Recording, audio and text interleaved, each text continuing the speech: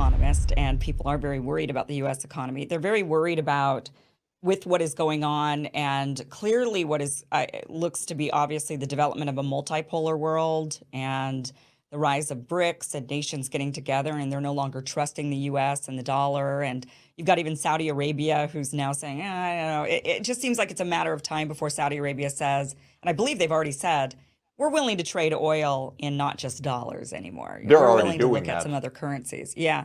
So where does this, my viewpoint of it is, and you just tell me if this is accurate or not, but I think that as the rise of the multipolar world happens, as the dollar loses its hegemony, we're going to feel some pain here in the United States. We're going to have some economic pain. And but do you see that same pain? And if we do go through that pain, what would that look like here, and how long will it last, do you think? Well, it's a long story, but and with a lot of uncertainty. But basically, the U.S. dollar has been the key currency for the world for how you denominate contracts. So let's say you're buying oil or you're buying grain or some other good in international trade, how you denominate, how you make the payments, how you settle the contracts. That means using banking systems that are part of this dollar system, and that means U.S. banks in their multinational side. So the dollar is at the core of an enormous proportion of international transactions, both for trade and for financial settlements of various kinds. And that's fine. It's been fairly efficient. It gives the U.S. a privilege because the U.S. Borrows, of course, in our own currency, in the dollar, because so many others do as well. We can print a lot of dollars without immediate consequences that other countries would face of a collapse of the currency and so forth. So we have what Charles de Gaulle called back in the 1960s an exorbitant privilege. It's a real privilege that the dollar is used in this way. But the U.S. Started to say already 20 years ago, but now almost nonstop in the last 10 years, oh, the dollar, that's at the center of everything. We can use this geopolitically. We can weaponize the dollar. We can confiscate the foreign reserves of other countries. Now, that's different. That's not just saying use the dollar and others will hold dollars and we can issue dollars in a less inflationary way than others. This is saying we can take your dollars. And the United States government has taken the dollars of a number of governments.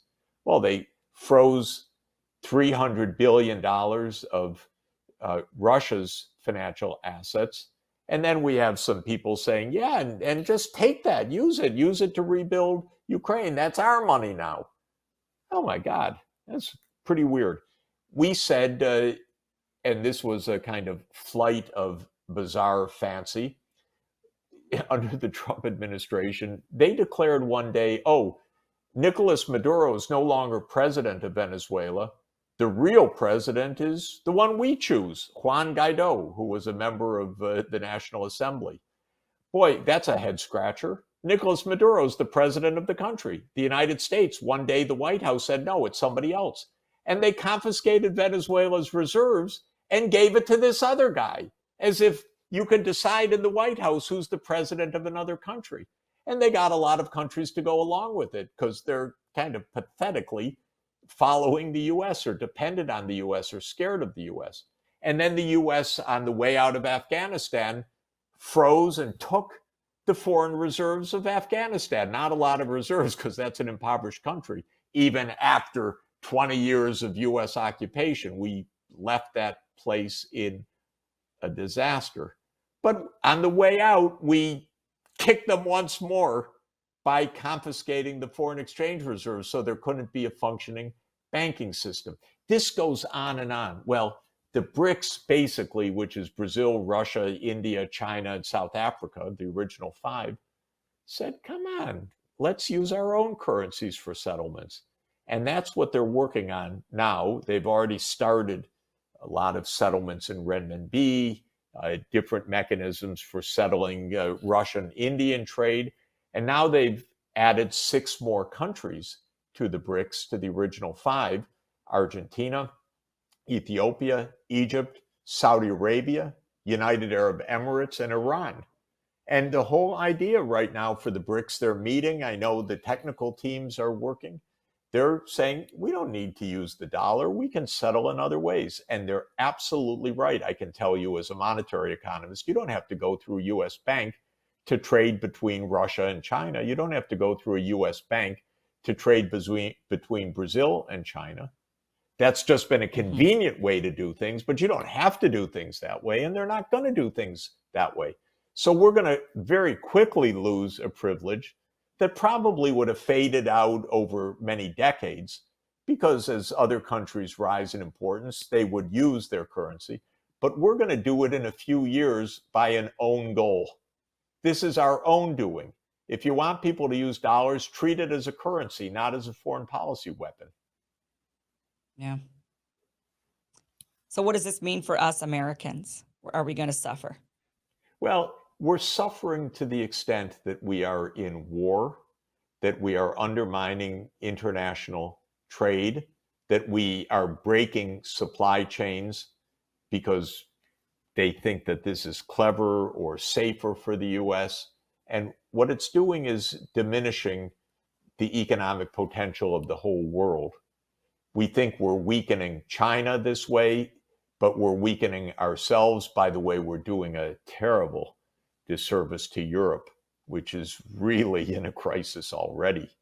And for all of us, it definitely raises many, many problems that didn't have to exist. It's a little hard to say how and when this will manifest exactly, but the US room for maneuver in crises will definitely be diminished. The privileges of having other countries use the currency will definitely be diminished. And we have massive debt in the United States as a share of our gross domestic product, massive. And it rose tremendously, basically since the year 2000, because we fought a lot of very expensive wars in Iraq, in Afghanistan, and all these secret, not so secret wars, trillions of dollars wasted for nothing. And because we have 2 political parties who represent the plutocratic class, just sometimes different people in them or different companies or different sectors, but both parties live off of the campaign finance and the lobbying spending of big lobbies. And so they've cut taxes. Corporate income taxes has been so deeply diminished that we have large chronic deficits. And, the shutdowns, partly theatrics, partly real drama, but nobody wants to tax the rich people or tax the corporations. So the debt is soaring. We keep spending a lot of money, and we don't pay our way, and we don't ask rich people and big corporations to pay anything, basically. And so this is where we are. They pay something, I should be precise, but in a world of such massive wealth, oh my God, it's essentially a free ride. And this is why the US is being weakened, because you can't build a public debt that is now over 100% of GDP and on a steadily upward trajectory and think that's all fine, no problem. And with a diminished role of the dollar and rising interest rates and so many problems, you have to take seriously what you're doing. Pay for what you pay through taxes for what you're going to spend on. Stop wasting money on these useless, destructive wars like Ukraine. I don't think we should spend any more on Ukraine. We should have the peace deal that was always there to be had. The terms have gotten worse because Russia's won on the battlefield, but we should end this war through negotiation, not through another 24 billion and then another 24 billion and how many more Ukrainians killed, and get serious about what we need to spend on and get our budget under control also. All right, let me tell you guys also about Lean, which is a really great new product from Brickhouse Nutrition. And you know Brickhouse because I talk about their other product a lot called Field of Greens, which I love, which is that powder of organic fruits and vegetables that you mix into your ice water and you end up with all of your fruits and vegetable servings for the day with more energy.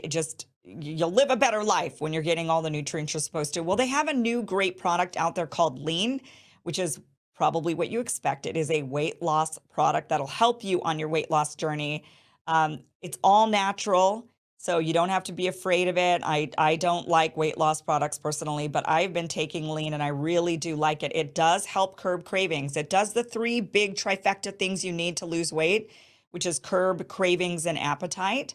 It also then metabolizes fat, so it uses your body's fat and turns it into energy, which is what you want, right? You want to get rid of the fat.